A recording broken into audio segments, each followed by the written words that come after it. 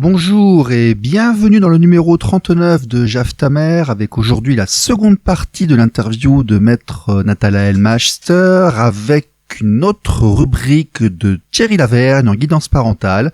Tout de suite après les infos, c'est après ça. RLP. Radio libre en Périgord. Alors, nous allons commencer par un petit coup d'humeur avec l'actualité. Encore une fois, le nouvel an est synonyme de mort, de suicide. Nous avons eu les 3 gendarmes tués pour des raisons que vous avez, je pense, tous compris juste avant les vacances. Et cette semaine, un père qui tente de s'immoler devant le tribunal de Quimper. Il a pris un bidon d'essence. Il se l'est versé dessus et il se l'est allumé avec un fumigène. Bon, il a été sauvé et on apprend que, tiens, comme par hasard, il était en cours de procédure de divorce avec un enfant et de l'intérieur en inside, il avait du mal à le voir. C'est insupportable, c'est absolument insupportable. Donc appel aux auditeurs, à partir de maintenant, recensons et listons ce type de faits divers, envoyez-les-moi par email ou via la page Facebook de l'association. Vous allez sur Association Équité Parentale sur Facebook, vous nous trouvez, le groupe national, faites contact et c'est moi qui reçois. Et puis vous, les journalistes, les experts, écoutez, contactez-nous sur ce sujet. Nous avons des propositions pour éviter une grande partie de ce genre de drame. Si vous nous écoutez régulièrement, vous connaissez nos propositions. Si vous nous découvrez, écoutez, tentez vous aussi de rendre le monde meilleur, évitez de faire des orphelins. Nous pouvons vous expliquer comment on peut en éviter beaucoup. RLP. Radio libre en Périgord. Thierry Lavergne sur RLP, aujourd'hui pédopsychiatre en libéral et en service public sur Aix-en-Provence et psychanalyste de profession. Monsieur Lavergne, vous êtes avec nous ? Oui, je suis là. Je suis très heureux de vous retrouver tous. Bonjour Stéphane. Oui, nous aussi, dans cette rubrique qui nous aide à nous occuper et à gérer nos enfants dans leur évolution. D'ailleurs, à ce titre, comment peut-on gérer l'éducation de son enfant quand, pour des raisons malheureuses, on est le seul parent disponible, parce que par accident ou accident de la vie tout simplement, une famille monoparentale, on est soit une mère avec son enfant seul, soit un père avec son enfant seul, donc il manque la seconde composante. Comment fait-on ? C'est plus compliqué. Mais c'est pas du tout une tâche impossible, évidemment. C'est plus compliqué. Il faut le savoir. Et c'est pour ça que je recommande toujours, quand il y a un deuxième parent, de tout faire pour que le deuxième parent soit impliqué, même si quelquefois il s'agit d'un parent qui va pas montrer tellement d'intérêt pour parfois il n'est pas là. Il est décédé. Parfois il est vraiment physiquement absent. Et ça fait partie des situations de la vie qui ne sont pas nouvelles. Et la seule chose que je peux dire, c'est que c'est plus compliqué que quand il y a 2 parents. Mais il y a quelques précautions à prendre qui sont très simples. C'est que, et quand il y a 2 parents d'ailleurs, c'est compliqué aussi de toute façon d'élever un enfant. Et pour revenir à votre question sur les familles monoparentales, c'est vraiment, d'abord il y en a beaucoup aujourd'hui.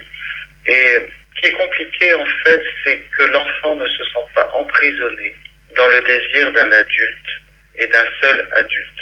Le grand risque, quand il y a un seul parent, c'est que l'enfant soit un petit peu mis sur un pied d'égalité avec le parent en question. Et du coup, soit l'enfant se retrouve adultisé, et là c'est pas du tout bon parce qu'il a perdu son enfance, soit l'enfant en arrive même à inverser la relation et à protéger son parent qui par exemple est un peu triste d'être tout seul, etc. Et c'est l'enfant qui va servir à le consoler. Et du coup c'est pareil, cet enfant perd son enfance. Voilà les risques, on va dire, majeurs qu'on peut rencontrer en clinique et sur lesquels on peut agir d'ailleurs pour éviter ce genre de situation. Dans la situation où le parent a une vie sociale, est très bien intégré et n'a pas de difficulté, je dirais, à faire du lien social avec d'autres personnes, mais est le seul parent est le seul référent parental de son enfant, eh bien je dirais qu'assez naturellement, ce parent-là va laisser l'enfant se développer avec l'idée que le parent s'occupe de lui, mais ne s'occupe pas de lui selon son bon plaisir. Il s'occupe de lui en référence à des règles que lui-même a apprises quelque part, en référence à des recommandations que lui-même a lues quelque part, en référence à ce que va dire l'enseignant sur son travail à l'école, en référence, etc., etc. C'est-à-dire que ce qui compte beaucoup pour l'enfant, c'est de savoir que le parent seul qui l'élève ne va pas l'élever sans qu'il y ait dans la tête de ce parent-là la possibilité pour que cet enfant grandisse et devienne lui-même un adulte. D'accord. Donc on ne s'approprie pas l'enfant et au contraire on lui tient un discours qui lui indique que ce qu'on fait pour lui est basé sur la raison et des références tierces. Absolument. Voilà, vous avez tout à fait résumé ce que j'essayais de dire. Oui, c'est tout à fait ça. D'accord. Oui. Merci. À bientôt. Au revoir. Au revoir. RLP. Radio libre en Périgord. RLP 102.3, deuxième partie, avec maître Nathanaël Meister, un ancien praticien du parquet, qui aujourd'hui est avocat, qui nous a fait la semaine dernière un état des lieux, un bilan, une historisation de la situation qui était intéressante mais qui était un peu dramatique. Nous allons aujourd'hui lui demander son avis sur les possibilités éventuellement. Comment peut-on faire, monsieur Meister, pour améliorer tout cela pour le bien des enfants ? Écoutez, c'est une question très importante que vous posez parce que, en définitive, c'est la vraie question. La vraie question, c'est comment faire pour que les enfants souffrent le moins possible de cette situation que nous avons mis en place nous-mêmes. Et évidemment, c'est très difficile parce que on se rend compte que dans ces conflits familiaux, il y a très souvent un mort. C'est-à-dire qu'il y en a très souvent un des deux parents qui va se retrouver privé de ses droits. Ça va se faire à son détriment. Il va disparaître de la circulation, soit que lui-même se lasse des efforts considérables qu'il doit faire, soit que la justice l'élimine par suite de jugements trop sévères, et puis on se retrouve face à la situation où finalement la famille qui se fonde du renoncement de chacun à ses jouissances et à ses plaisirs, au profit d'une organisation où ce sont les devoirs de chacun qui doivent primer. À partir du moment où ces devoirs et ces renonciations ne sont plus socialement valorisés, mais où ce qui est valorisé, c'est être heureux, refaire sa vie, vivre à nouveau une sexualité épanouie, revivre en couple, vivre librement, sortir, s'amuser. Autrement dit, où les parents reviennent à un système qui n'est plus contraint par le devoir, mais vectorisé par le plaisir de la vie. Comment concilier toutes ces demandes? C'est bien le problème. Et comment faire pour que l'enfant ne soit pas témoin de ce qui se dissout, de ce qui s'exerce sans lui, et en se demandant lui-même quelle place il a dans tout ça, et comment il va faire pour s'en sortir. Et vous avez raison, c'est bien là une quadrature du cercle parfaitement impossible. Donc, un certain nombre d'associations se mettent en place, qui aujourd'hui demandent des choses simples, qui sont faire en sorte qu'un des deux parents ne puisse pas unilatéralement, sur des choix de vie qui lui sont propres, définitivement annuler l'autre parent. Autrement dit, rendre l'exercice de son accès à l'enfant impossible, par un déménagement brutal, par exemple, unilatéral, imposé à tous. C'est bien la moindre des choses. Oui, absolument. C'est bien la moindre des choses que lorsque l'on a accepté, que lorsque l'on a fait un enfant, on soit encore tenu par un certain nombre de devoirs à l'endroit de cet enfant et à l'endroit on ne peut pas reprocher aux gens de ne pas s'en occuper et après les empêcher de s'en occuper lorsqu'ils le souhaitent et qu'ils le demandent. Ça, c'est clair qu'il y a un non-sens total. Et il faut cesser de faire que la séparation, que la dissolution du couple se fasse avec la désignation d'un vainqueur et d'un vaincu. Puisque aujourd'hui, c'est très souvent ce qui se passe. C'est mort au vaincu. Mort au vaincu et gloire au vainqueur. Ça n'est pas tolérable. Parce que l'enfant, lui, il a besoin de l'organisme de ses deux parents. Il a besoin de rester lié comme une branche à son tronc qu'est la famille. Et lorsque vous coupez l'un des deux, mais c'est lui que vous amputez. Et c'est lui que vous rendez malheureux. Et une fois que lui est malheureux, ce sont les parents qui deviennent malheureux. Parce que dans une famille, s'il y a quelque chose qui est absolument indéniable, c'est que le malheur de l'un fait le malheur de tous. Ça reste quand même après la séparation, un organisme solidaire du point de vue biologique. Et lorsque l'enfant est malheureux, aucun des deux parents ne peut être heureux. Et lorsqu'un des deux parents est malheureux, aucun enfant ne peut être heureux. Donc, retrouver le sens de ce vécu solidaire organiquement de la famille est très important. Et effectivement, toutes les lois qui pourront mettre en avant la solidarité foncière des membres de la famille et les devoirs réciproques des uns envers les autres, même après la dissolution de la famille, seront des lois bienvenues. Et on parle aussi beaucoup de garde alternée. Il est évident que ça pose plusieurs problèmes, tout le monde en est bien conscient. Il est évident que des enfants qui passent d'une résidence à l'autre, c'est une sorte de nomadisme subjectif, qui a des conséquences. Ça a des conséquences. Faire chaque semaine ses valises pour aller d'un domicile à l'autre. Mais ma fille ne fait aucune valise, mais je suis désolé. Exactement. Il y a des enfants qui restent au domicile et c'est les parents qui se succèdent au domicile.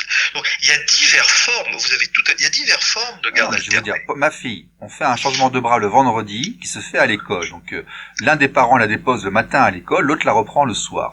Elle a sa chambre chez sa mère et chez son père. Elle a ses activités. Elle ne dépasse pas des bagages à droite et à gauche. Elle a accès à ses deux parents. Elle adore ça. C'est beaucoup mieux que de ne pas voir l'un des deux parents. Mais évidemment. Il n'y a pas de valise qui se trimballe à droite et à gauche. On est bien d'accord. On habite à 500 mètres l'un de l'autre parce qu'on a réussi à s'arranger par rapport à l'école. Et effectivement, l'équilibre de l'enfant est bien supérieur que si j'étais à 400 km en ne la voyant que la moitié des vacances scolaires. Hein, ça, c'est évident. Hein.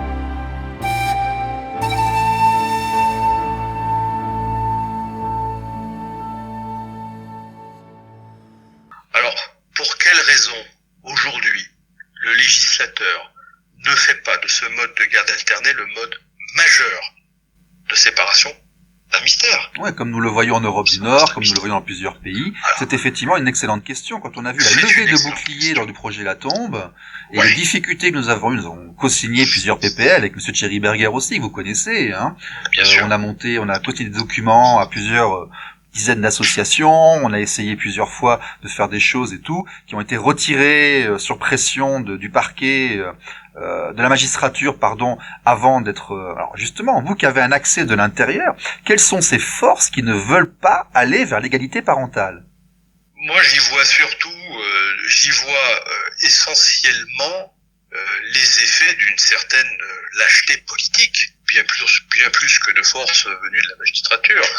Je vois plutôt une lâcheté politique devant des lobbies activistes extrêmement structurés, qui sont des lobbies d'ailleurs féministes souvent par exemple, mais bon, enfin je veux dire, un grand nombre de femmes sont engagées du côté de la résidence. Oui, beaucoup de féministes sont engagées pour la résidence alternée. Beaucoup, les lobbies les plus actifs et les plus menaçants vis-à-vis du gouvernement, vis-à-vis des parlementaires, ils sont opposés. Et il y a un effet de grande lâcheté à l'égard de ces lobbies, c'est tout. Et donc aujourd'hui en France, ils sont prévalents. Voilà. Et ce sont des forces qui luttent contre la famille. Ce sont pas des forces qui luttent pour la famille. Les forces qui luttent pour la famille en France sont pour la garde alternée, sont pour ce que vous dites, le maintien des liens organiques dans la famille. Par contre, il y a des forces qui luttent contre la famille en France et qui sont écoutées, et qui suscitent une peur, et qui font reculer les parlementaires. Aujourd'hui, c'est ça la réalité. Et vous le ressentez de l'intérieur, dans l'exercice de votre métier? Bon, écoutez, oui, bien sûr, tout le monde a peur, les juges ont... Oui, bien sûr, les juges ont peur. L'ensemble du corps social est assez effrayé par ces figures du militantisme féministe, absolument. Et, il faut bien dire que c'est un effet de terreur tout à fait abusif et anormal que subissent les familles françaises, et les fonctionnaires comme les parlementaires sont très sensibles aux scandales potentiels, aux dénonciations, etc.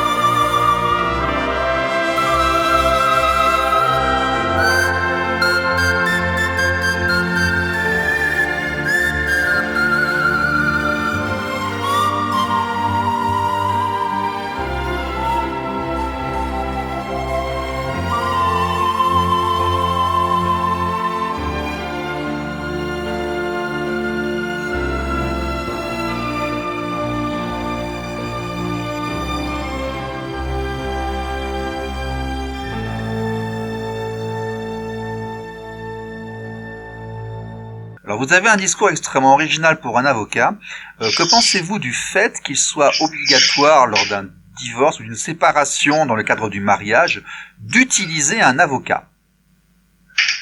Écoutez, pour le plus grand confort des gens qui divorcent, vous savez que maintenant on peut se dispenser du juge. Bon. Et ça se passe maintenant la plupart du temps lors d'une négociation entre avocats, dès lors que les deux parents sont consentants pour divorcer. Bon. Est-ce que c'est une régression ou un progrès? Est-ce que on doit regretter les bagarres autour du divorce pour faute? Mais la question sous-jacente, c'est... Non, mais la question, elle est simple. Est-ce que ce confort qui est donné aux gens de divorcer simplement à l'aide d'un avocat, est-ce que c'est un confort qu'on doit regretter ou qu'on doit aider? À cet égard, moi je crois que il faut l'aider. Je veux dire que on peut pas se passer aujourd'hui d'un avocat comme on peut pas se passer d'un notaire, parce que il y a des questions patrimoniales et des questions légales qui ne peuvent pas être laissées complètement à l'appréciation des parties. Ça n'est pas possible. Ça reste quand même un terrain technique. Ça reste un terrain où des sujets difficiles et patrimoniaux doivent être discutés. Alors qu'ils ne le soient pas devant un juge, mais qu'ils le soient entre deux avocats, ça donne quand même une souplesse et un confort. C'est tout de même pas rien, c'est un bénéfice pour les couples, et c'est quand même un bénéfice pour le système. Donc de ce point de vue-là, je crois quand même que, étant où on est aujourd'hui, de l'évolution sociale, je crois tout de même que c'est un grand confort qui a été laissé aux familles, etc. Maintenant, est-ce que vous dites que ce monopole des avocats pose un problème? Est-ce que l'action des la avocats question pose un sous-jacente, c'est l'argent qui est drainé par les conflits familiaux et le fait qu'on ne puisse pas s'adresser tout seul dans le cadre du mariage qui s'arrête, par exemple, à un juge et qu'il faille absolument payer un intermédiaire qui va aller parler à votre place. Jamais un juge ne regardera tout seul et au nom du service public les milliers et les milliers de divorces qui viennent chaque année et qui sont extrêmement difficiles à régler, parce que les gens ont des patrimoines communs et qu'ils ont des enfants et qu'ils ont des historiques qui doivent être examinés. Chaque cas de divorce, c'est un cas sur mesure. Alors il y a des cas plus ou moins simples, et donc les honoraires seront légers, mais il y a des cas très difficiles. Et il y a des cas vraiment qui mettent des années, parce qu'il y a des biens en indivision, etc. Oui, bien Donc, sûr. Non, mais là, je parle pas tout ça- d'enlever l'avocat. tout ça ne peut Je pas- parle tout de ça ne l'obligation peut d'avoir un avocat. Il y a des cas où les Mais gens sont écoutez- d'accord, monsieur et madame sont d'accord sur tout. Par contre, ils vont devoir prendre un avocat, et nous nous rendons compte que parfois, l'avocat remet en place l'accord et met un peu d'huile sur le feu, et ça complique un peu les choses. Et surtout, les gens ne peuvent pas, donc on a un affaiblissement du mariage, mais aujourd'hui, pourquoi se marier? Pourquoi se marier alors que si on fait un Pacs ou qu'on fait une union libre, on peut se débrouiller tout seul pour gérer sa progéniture, alors que si on est passé auparavant devant un maire, on ne le peut pas. Mais écoutez, moi je peux pas répondre à votre... Chacun doit répondre... Non, mais je fais exprès parce que je vous tiens, que vous êtes là, c'est pour ça, j'en mais profite vous un petit avez peu. raison, je veux dire, mais les questions que vous posez sont des questions que tout le monde se pose. Absolument, c'est pour ça que je la pose. C'est des bien questions sûr. que tout le monde se pose. Je prétends pas avoir la réponse à faut-il se marier ou faut-il faire un Pacs. Ce que je constate, c'est que le mariage ressemble de plus en plus à un Pacs. Ensuite, est-ce qu'on peut tout seul... Vous savez, il y a quand même beaucoup de cas où des manipulations, des faiblesses dans le couple rendent nécessaire l'intervention d'un professionnel.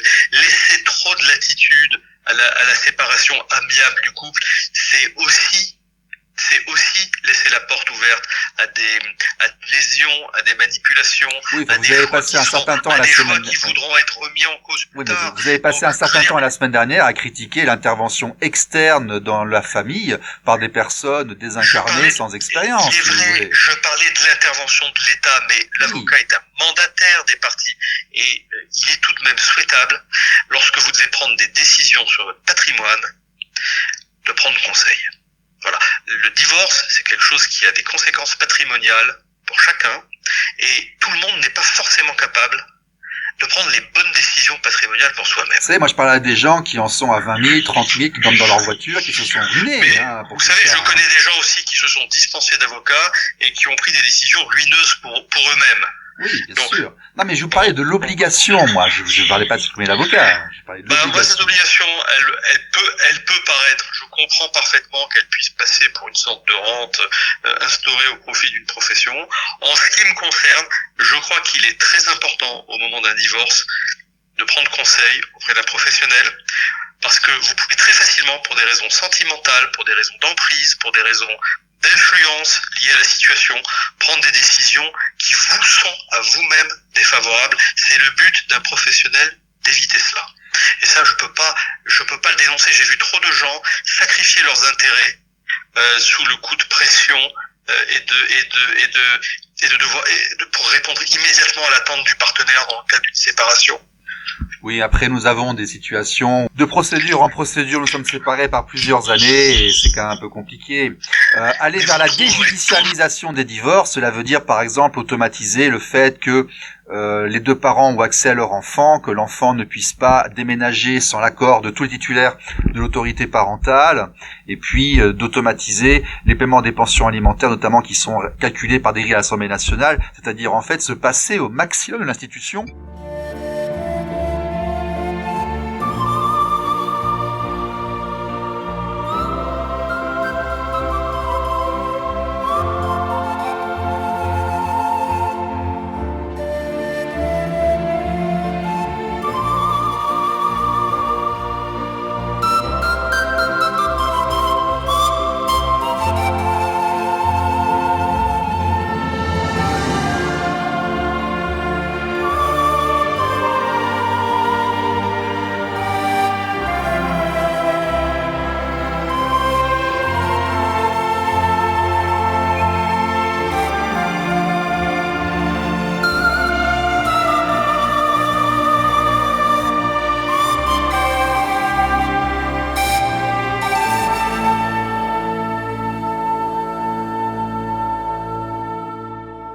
Bon, monsieur Nathanaël Master, quelle est votre actualité? Est-ce que vous allez sortir un ouvrage, faire des conférences? Écoutez, non, actuellement, je travaille sur des dossiers criminels à Paris qui, malheureusement, mettent en évidence d'autres lacunes, d'autres difficultés de la justice. Et il n'y a pas que la justice familiale qui connaît actuellement des difficultés considérables. il me semble également que vous intervenez, vous aussi, dans le monde audiovisuel. Vous faites vous aussi de la radio.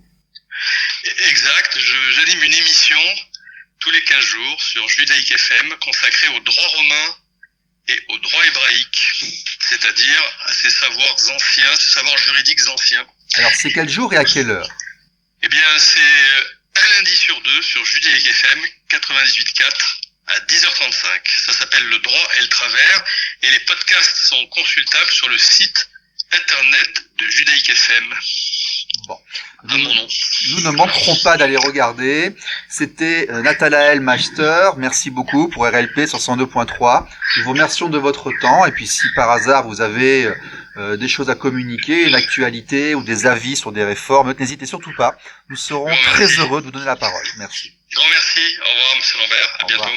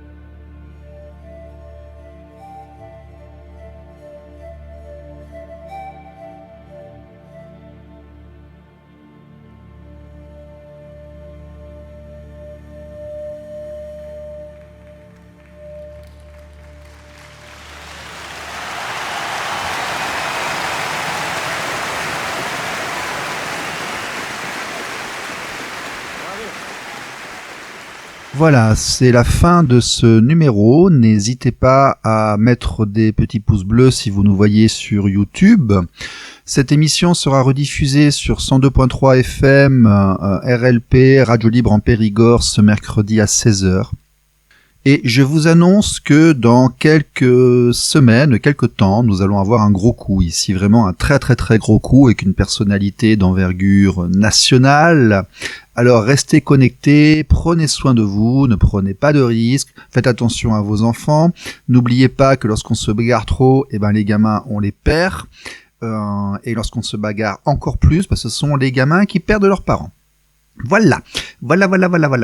Donc, équitéparentale.com et l'association Équité Parentale sur Facebook pour le groupe national, ainsi que tous les groupes départementaux. À bientôt, bye bye, ciao, ciao. Laughter!